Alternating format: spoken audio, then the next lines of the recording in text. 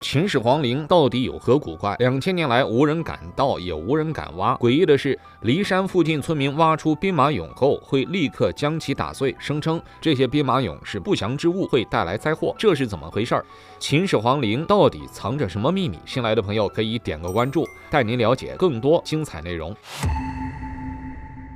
秦始皇陵兵马俑是世界8大人工奇迹之一，是人类古代文明智慧的结晶。每一尊兵马俑都价值连城，而兵马俑的发现实际上源于无数个巧合的叠加。1974年春天，陕西省发生严重的旱灾，老百姓吃水都成了问题，更何况还要给果树、庄稼浇水。骊山附近的西阳村也遭到这场大旱灾的袭击。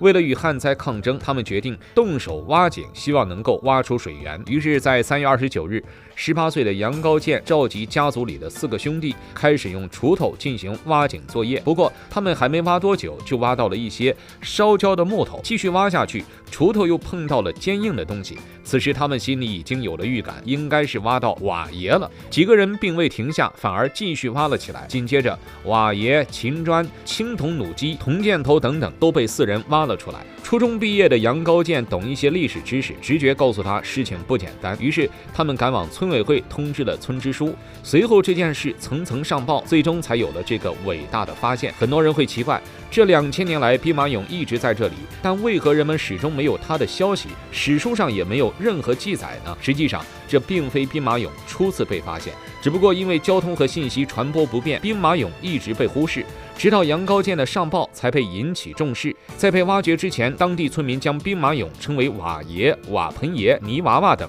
而且还是不祥的象征。比如村民和万春的父亲就曾在打井的时候挖出瓦盆爷，本来他刚打完的井有不少的井水，但瓦盆爷出现后没多久，井水就干涸了，所以老人家就认为多半是瓦盆爷在作祟，于是他将瓦盆爷放在太阳下暴晒，希望能够把阴邪之物赶走，随后又用桃木枝对其进行抽打，要将邪神驱离。就这样，在和万春父亲的反复折磨下，瓦爷最终成为碎片，但井水始终没有恢复。事实这种事情在附近并非个例，从古至今，附近村民都有挖出过瓦爷，但瓦爷是陶俑，在古代根本不值钱，再加上古代交通闭塞，文化水平也低，因此一直被人们忽略。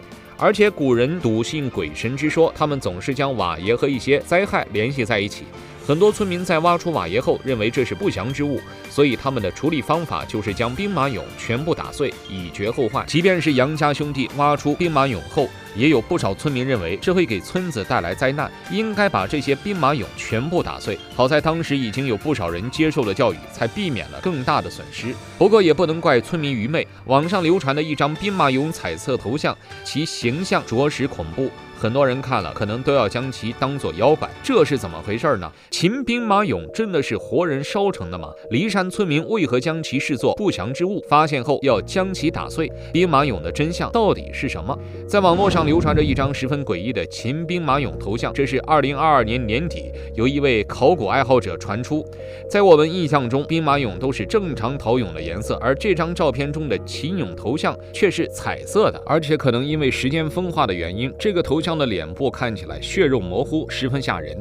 如果骊山山下村庄的村民们挖出来的是这样的瓦爷，就不能怪他们太迷信了，毕竟这样的兵马俑和妖怪没什么两样，谁看了都要害怕。当然，这张照片的真假目前还没有官方的说明，不过有专家曾表示，兵马俑在刚出土的时候的确是有颜色的，只不过因为时间太过久远，一接触空气，那些颜色就氧化消失了。所以说，我们如今看到的秦始皇陵兵马俑并非他们真实的样子，或许这些兵马俑在下葬的时候都是栩栩如生的彩色人俑。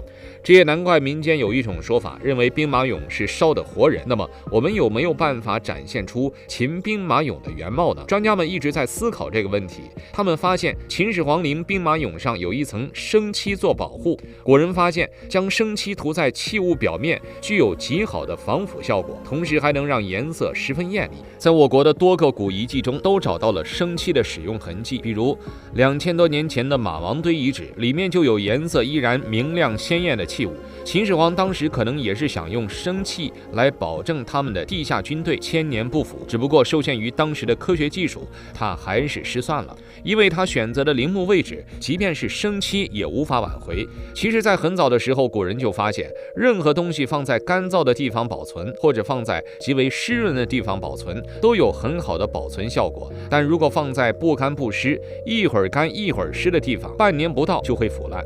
比如马王堆的漆器之所以2000多年明亮如新，就是因为它所在的地方始终保持干燥状态。而另一位曾侯乙墓，则是因为建在水下，一直保持湿润状态，也具有超强的防腐效果。然而，骊山当地的气候环境使得秦始皇陵的地下土壤一直处于半干半湿的状态，这就成了生漆的天敌。或许没用1年时间，这些生漆就失去了防腐效果，只不过因为它们在地下才没有脱落。而当人们将其挖出的那一刻，腐化的生漆接触了氧气，瞬间就带着表面颜料消失无踪了。对此，考古学家们找到了一种修复方法，名叫覆网膜回贴法。通过这种方法，他们可以将陶俑的颜色进行修复，重现当年的样貌。那么，除了生漆防腐的秘密，秦始皇陵中还埋藏了哪些不为人知的隐秘呢？秦始皇陵的兵马俑到底有多诡异？附近村民发现后要将其打碎，破除邪祟。最值得一提的是，考古学家还在其中一个兵马俑身上揭开了荆轲刺秦的真相。秦始皇陵是世界最大的皇陵之一，是震惊世界的人工奇迹。它东西长约7.5公里，南北长度也是7.5公里，面积约56平方公里，这相当于我们现代一座3线城市的面积。而在秦始皇陵1.5公里的地方，就是秦始皇陵兵马俑。由于现代考古挖掘技术还有缺陷，对于兵马俑的考古发掘已经暂时停止，但仅仅是挖掘开放的少部分兵马俑中，人们就发现了很多秘密，比如荆轲刺秦的真相。荆轲刺秦属于我国家喻户晓的故事，说的是燕国为了避免被秦国吞并，派出荆轲去刺杀秦始皇。荆轲假借进献燕国地图为由靠近秦皇，但在地图最后藏着一把匕首，荆轲正是利用这把匕首来实施刺杀，这也是图穷匕现这一成语的由来。秦始皇遭遇刺杀，只能绕着大殿中的柱子跑，躲闪荆轲的攻击。就在这时，殿内的大臣侍卫高喊王复剑，秦始皇听后直接将荆轲反杀。那么王复剑是什么意思呢？有人认为或许是让秦始皇接剑，把剑扔给秦始皇，让他来反杀荆轲。但在当时危急情况下，有这个时间，侍卫早就冲上去护驾了。还有人认为王复剑是在提醒秦始皇，你身上有一把剑。秦始皇听到这句话后，拔出宝剑反杀了荆轲。那么秦始皇反杀荆轲用的剑应该是什么样子的呢？人们在研究秦始皇陵兵马俑的时候，发现了一个持剑的秦俑。这个兵马俑手中的长剑应该就是秦朝时期剑的通用形式。这把剑长约90厘米，为青铜材质，佩戴在身体一侧。用这样的长剑来和荆轲的匕首搏杀，反杀荆轲就顺理成章了。